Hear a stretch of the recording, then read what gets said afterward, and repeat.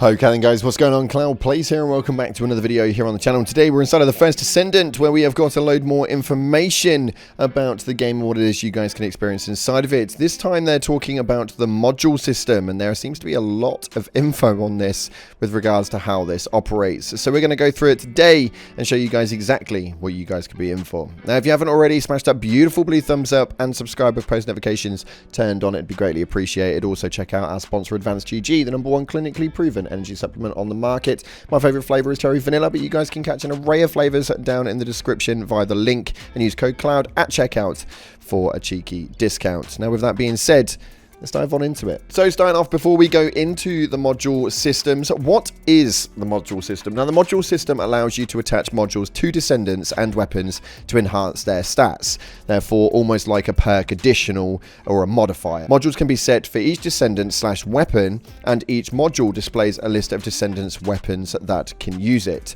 So let's begin by taking a look at how you can use modules with your descendants.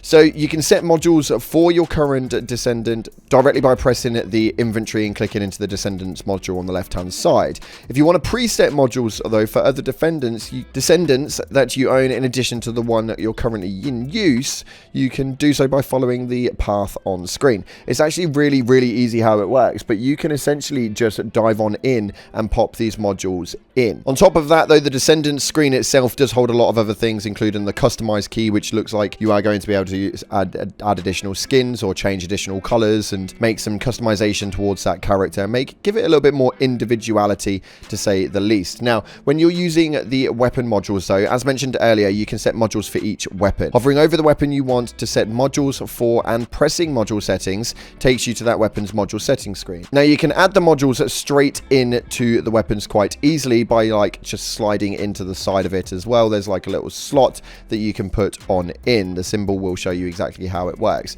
But weapons with the same name will have the same module settings applied, even if they have different stats, such as like weapon level or DPS. Therefore, if you preset modules for each weapon you acquire, the later acquire a higher stat weapon with the same name, you don't have to set the modules again. The presets will be applied automatically when you equip that weapon, which is actually a really huge thing, mainly because obviously you can update it as it goes along, but mainly during the late game, once you have got those presets ready, you can just apply and push straight through, meaning that you haven't got to mess around with setting customizations inside of your modules and stuff. If you've got one that you know works and you like it the way that it works, you can just push that straight in and it works really well. Now if you wish to set your modules in advance, you have to open the weapons list on the left hand side of your inventory where you can find all the weapons you've acquired so far are active, and from that obviously you can set in your modules in there. That's where the weapon list really helps out quite a lot. Not only can you see obviously what weapons you have unlocked and which ones you are yet to find,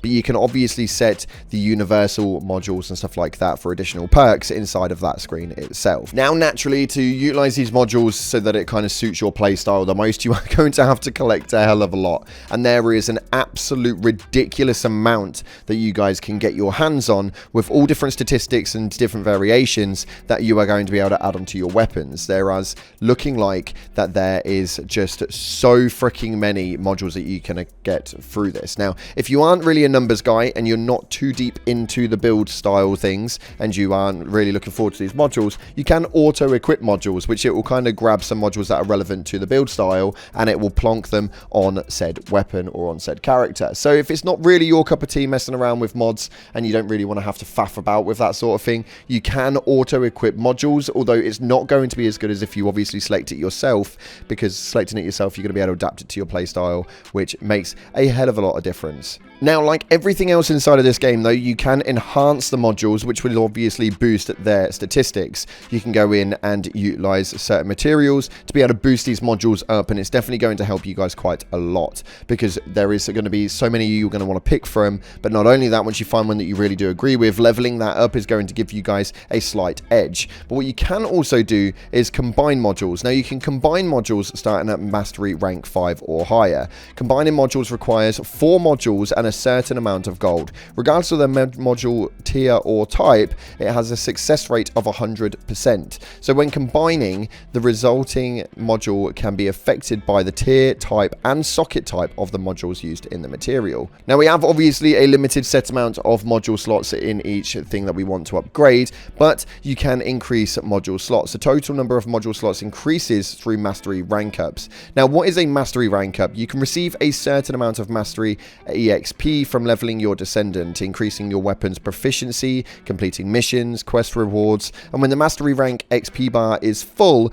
you can perform a mastery rank up through the prime hands in Albion. When a rank up is available, but you don't take it immediately, you can still accumulate rank up EXP from playing the game. That means that you can rank up at any time when you next visit Albion and still get the XP to continue in the next rank. As your mastery rank increases, so your weapon, Descendant, module slots, capacity, and even the equipment, inventory, and storage slots also increase according to the increased rank. You can see the benefits of each mastery rank by clicking the mastery rank area under the inventory slot itself. And as you can see on screen, you can see exactly how these numbers kind of materialize. What number it goes up to, we're yet to wait and see, but if you just head over to Albion and start getting those mastery ranks up, you're going to have so much more room for activity as far as weapon modules, Descendant modules, equipment inventory, and the storage slots as an overall. It's just going to be 10 times better. So making sure that you get those mastery ranks pushed up and keeping on top of those is definitely going to help you guys a lot. Now, it does seem that we have two specific modules though that have got slot screens called skill modules and sub modules.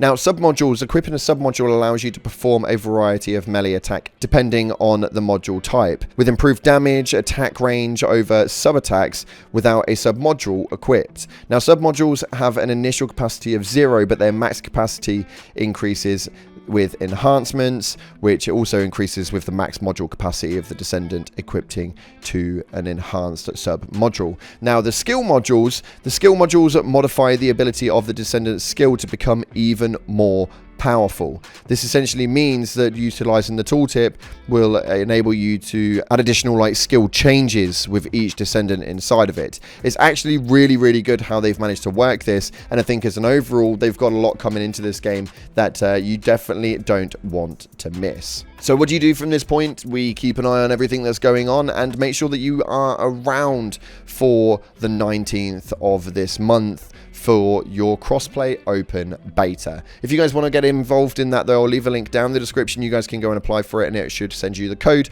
for the open beta as and when the codes are released. I'm really excited to see what happens to this game because I've got big hope in it and I feel like it could do very well indeed if it launches properly, unlike a lot of other games like Outriders, Anthem, and so much more.